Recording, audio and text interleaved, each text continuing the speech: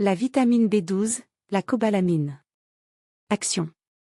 Favorise la production de globules rouges, la digestion, l'assimilation des glucides, des lipides et du phosphore. La synthèse et l'assimilation des protéines, l'efficacité du système nerveux. Prévient la chute des cheveux. On la trouve dans le foie cuit, les poissons et crustacés, le camembert et l'emmental, œufs durs. La vitamine B12 et les végétariens.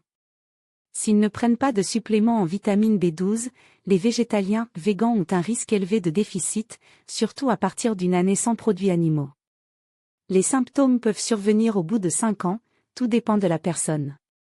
La vitamine B12 permet la production des globules rouges, l'élaboration du système nerveux et de l'ADN.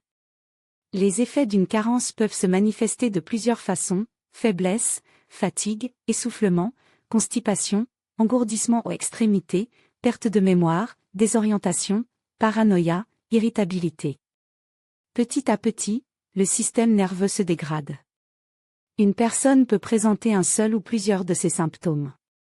Contrairement à ce que l'on a pu croire, l'utilisation d'aliments comme source fiable de B12 tels que la spiruline, le nori, le tempeh ou l'orge germée a montré ses limites.